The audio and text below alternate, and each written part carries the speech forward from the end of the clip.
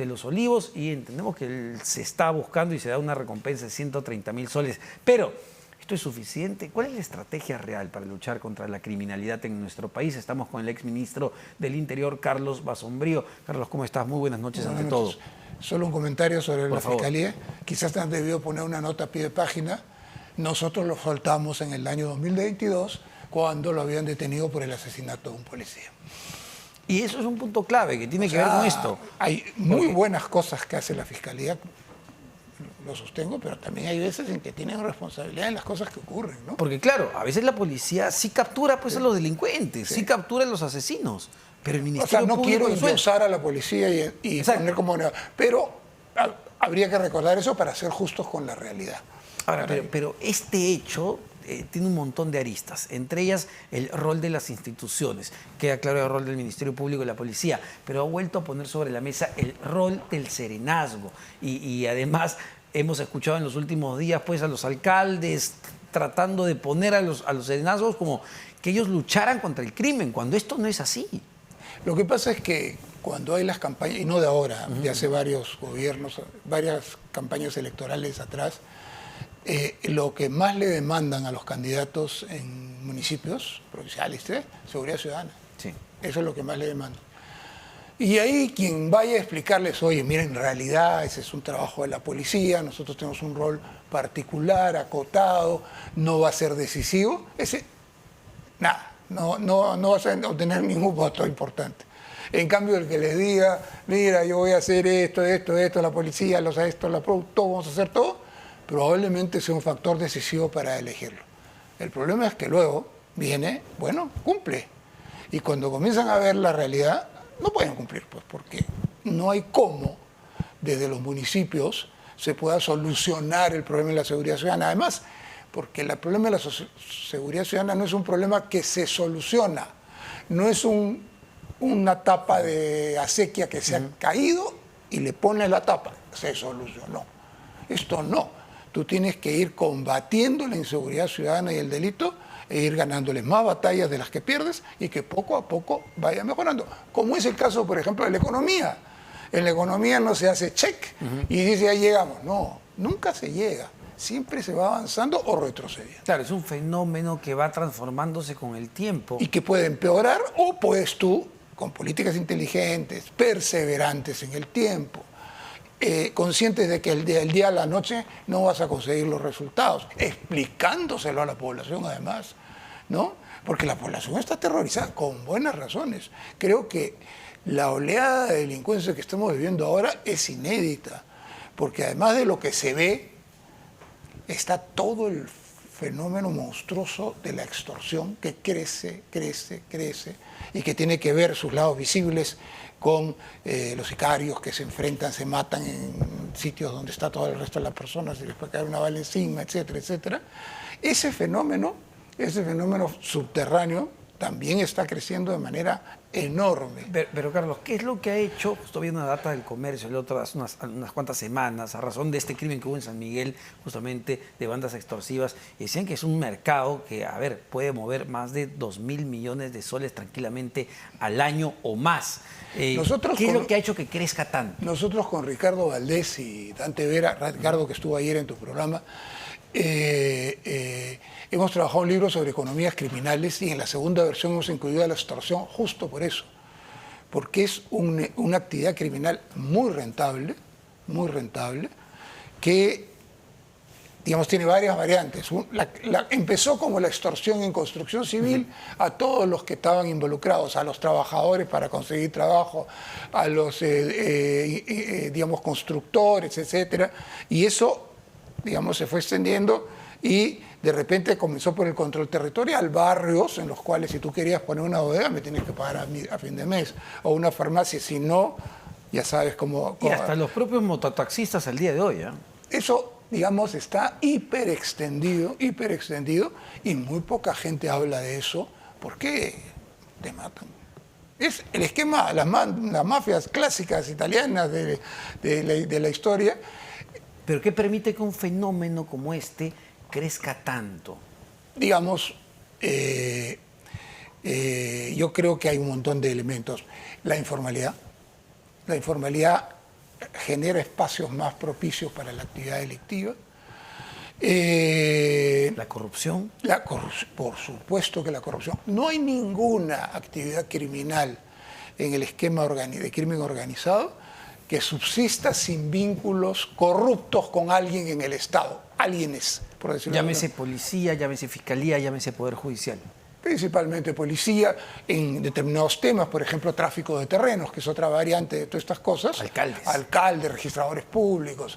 Entonces hay ahí un diálogo. No olviden que el español y la relación con el excomandante general es por cómo este señor, según lo que dicen la fiscalía, este señor evitaba que hubiesen operativos contra las invasiones de terrenos. Hay un nexo entre corrupción y crimen organizado que es inmenso. Ahora, entendiendo que es un problema, no solo el de la extorsión, sino el de la criminalidad, el crimen organizado, el narcotráfico y lo que vemos en las calles a diario, incluso los que te roban el celular o la cartera, que es un problema sumamente complejo con, digamos, raíces incluso sociales. Sí. Entonces, lo que vemos de Pero parte... no nos podemos escudar en eso. Exacto, pero lo que vemos porque parte... si no, es como en Puno, contrabando, hay mucha pobreza, pobres que hagan contrabando. No se puede, ¿no es cierto? Por eso, lo que vemos de parte de las autoridades, las propuestas que hay hoy en día, ¿buscan siquiera solucionar el problema? No son serias, no son serias. A ver, quiero plantearte los dos extremos.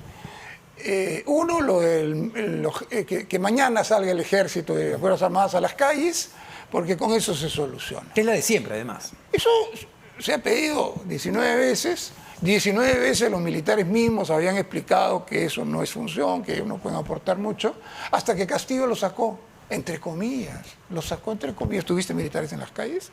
Dicen que en algunos barrios hubo algunas cosas, etc. Fue una gran farsa, como casi todo lo que hizo Castillo, pero estuvo vigente hasta hace 4 meses del gobierno de Dina. O sea, y 3 meses de los actuales alcaldes. Hubieran podido coordinar con las, entre comillas, Fuerzas Armadas en las calles. No había, pues, no había y no va a haber.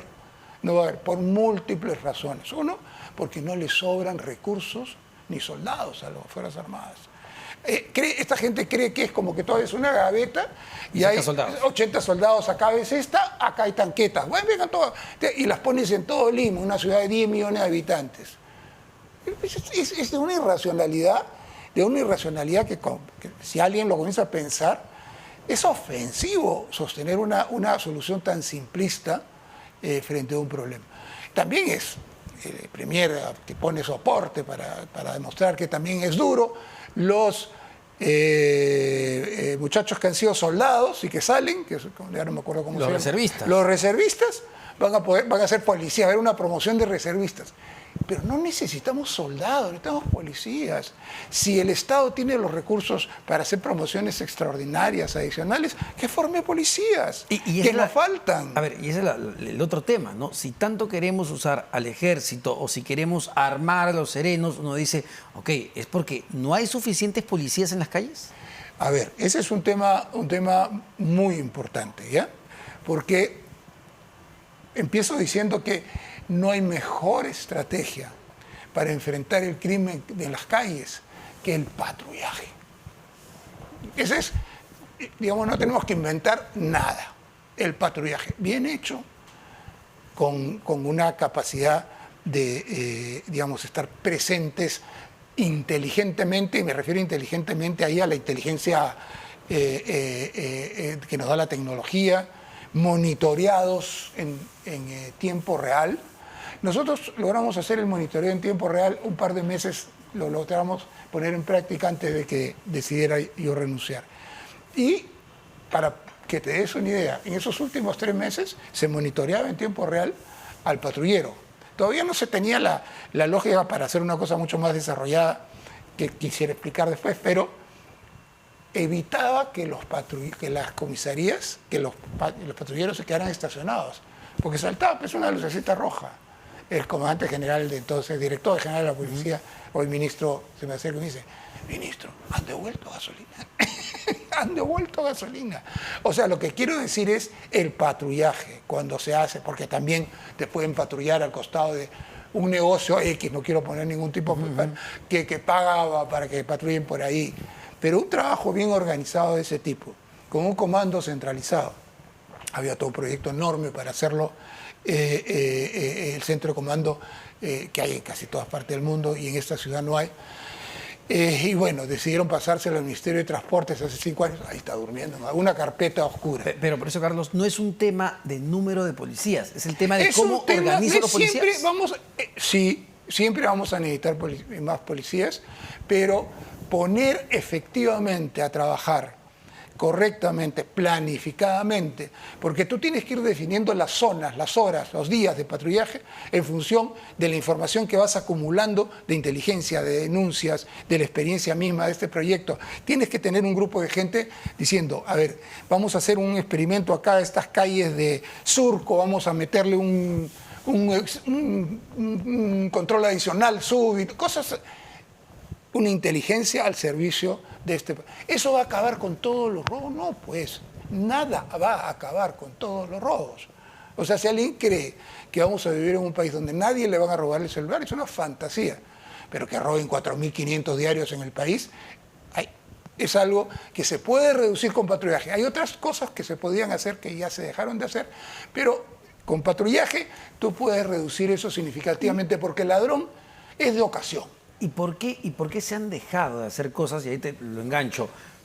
¿Cuánto ha afectado, digamos, tener tantos ministros en los últimos gobiernos, tener tantas cabezas de la policía en el último gobierno? Es imposible, imposible, para ningún sector, y estamos hablando de interior, que te cambien 7, 8 ministros en un año, 8 comandantes de policía, con 1000 problemas de infiltración para corromperla, que la dirección de inteligencia del ministerio, que es esencial para todo trabajo policial que se puede hacer.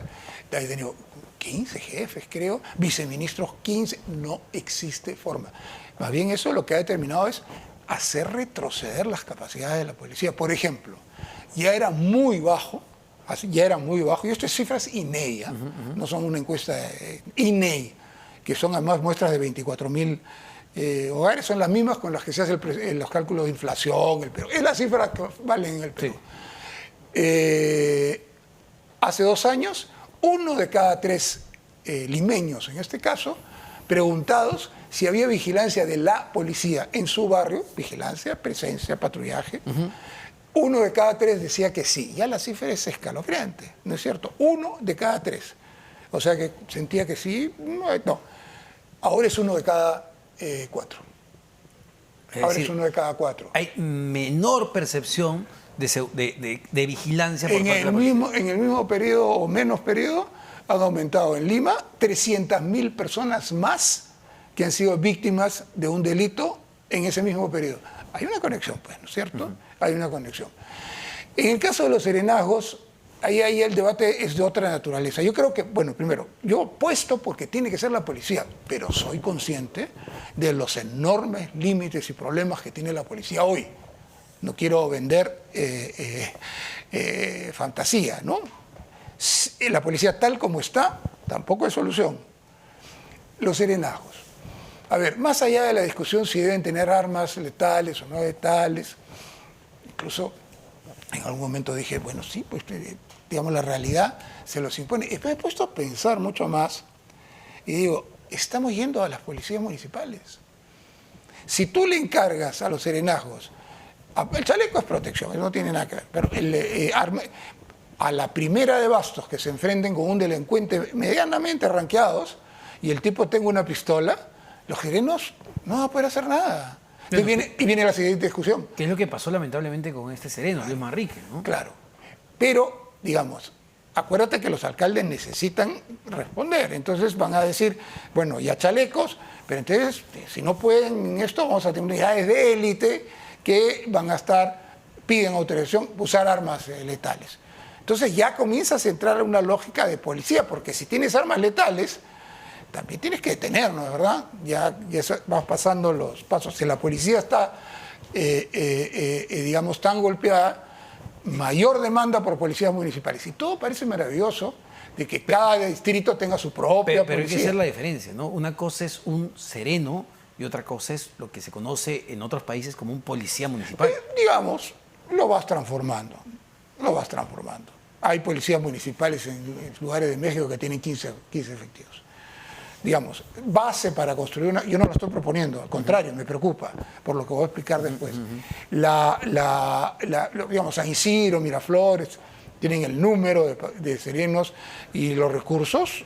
Para tener una policía municipal. Tener una policía municipal al mando del alcalde. Pero eso es cambiar la lógica, digamos, e ir a una fragmentación adicional en el país. Otra nueva fragmentación, que para empezar separa a los ricos de los pobres más todavía. Porque el alcalde de Villa María del Triunfo va a tener una policía, en la hipótesis de que eso avanzara, con carros destartalados, pocos efectivos. Algo que la policía tiene la obligación de compensar, es como el Ministerio de Economía y Finanzas, distribuyendo los impuestos, compensan las desigualdades entre riqueza y pobreza. La policía cumple ese papel, o debe cumplir ese papel también. Ir donde más se le necesita, no cumple siempre. Pero no claro, cumple. un distrito de Huancavelica frente a San Borja. No es lo mismo, Y el evidentemente. otro problema es que en México ha sido uno de los factores concurrentes para vivir el horror que viven. 145,000 muertos por homicidio en lo que va de AMLO. AMLO está batiendo el récord. O sea, la cosa va en aumento. Y esas policías municipales, las más de las veces, terminan en México como parte de una alianza con las organizaciones criminales, principalmente narcotraficantes, pero otras. Y terminan siendo parte de un poder local mafioso. Eso ocurriría exactamente igual acá. Si ya lo vemos en estos vínculos entre organizaciones criminales, Sí, vinculadas a terrenos, con policías y con alcaldes. Claro, imagínate una policía municipal de 40 efectivos en un distrito relativamente cercano a un lugar donde Pasa la droga. Pasa la droga, serían los que le pondrían la alfombra roja. ¿A dónde voy? No es que no haya soluciones, pero la solución pasa por tener este problema en específico de la calle. Ayudará mucho que tengamos un buen sistema de patrullaje, que los patrulleros patrullen, que estén organizados, que se les fiscalice, que tengan agendas, que tengan protocolos. Una vez cuando empezamos a implementar ese servicio, muy inicialmente, porque no tuvimos tiempo de ir más allá, asaltan un banco en San Isidro. Ahora lo puedo contar, hace muchísimos años, yo supongo que ya cambiaron esa práctica. Entonces fuimos a ver los patrulleros y habían estado patrullando bien. Pero que a la una, que no había ninguno. Habían ido todos a almorzar. Bueno, eso es bien fácil de solucionar. Haces escala esto, porque el delincuente que asaltó sí sabía que eso se podía hacer. Entonces todo eso se va construyendo y vas construyendo una política más eficaz que va a reducir. Nada más. Lo demás es mentira. Todos los que dijeron que iban a solucionar en 3 meses la seguridad están mintiendo, simplemente mintiendo. O son unos ignorantes. Ahora, Carlos, nos gana el tiempo porque no quería acabar sin preguntarte, a ver tu percepción y cómo ves la llegada del expresidente Alejandro Toledo, que parece que va a ser en los próximos días, dado que tú participaste como viceministro, jefe de gabinete de asesores durante ese gobierno. Lo conociste, evidentemente. ¿Cómo ves ahora? Lo vi 2 veces en mi vida, en 2 ceremonias públicas. No tenía el rango para llegar hasta donde él. Tuvimos con Gino Costa, que era ministro, hubo un choque frontal con Toledo y nos fuimos todos en diciembre del 2011, no, ya no me acuerdo, 2004. Poco a poco uno se fue dando cuenta más de lo que era Toledo, de ser una persona fallada estructuralmente, con 1000 defectos, la impuntualidad, las borracheras, las cosas que tanto ya como funcionario público en esa época ya notaba. Esas partes se notaban, por favor, el no reconocimiento de su hija afectaba, te desanimaba, era deprimente. Y poco a poco se volvían siendo más de lo que es. Y después del gobierno de Toledo, después se conoció que este individuo cobraba coimas de 35 millones de dólares. ¿Qué siento a su llegada? Una gran alegría. No porque una persona vaya a sufrir, sino porque necesitamos que no haya impunidad. En todos los campos, la delincuencia es un caso, bueno, es otra forma de delincuencia.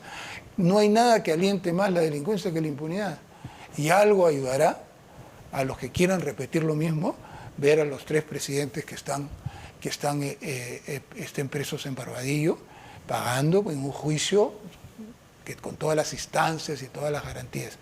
Me parece bueno para el país, dentro de lo malo que es tener tantos presidentes en esas condiciones, que la justicia peruana logre, y ojalá, yo creo que sí va a ocurrir, Toledo pague sus culpas. El señor se fugó, de nuevo, yo era ministro, no se me fugó a mí, se le fugó a la Fiscalía, que no dio orden de captura.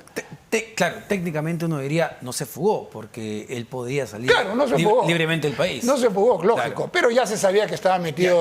Ya las cosas estaban. Si se hubieran apurado un poco claro. en la Fiscalía, no, de nuevo, la Fiscalía hace magníficas cosas, lo ratifico, pero ahí sufrimos una frustración muy grande porque no había forma de detenerlo, se fue por la puerta del aeropuerto con su pasaporte como cualquier hijo de vecino. 6 años para que regrese. Muchísimas gracias, Carlos. Carlos Vaz Sombrío, exministro del Interior. Vamos rápido.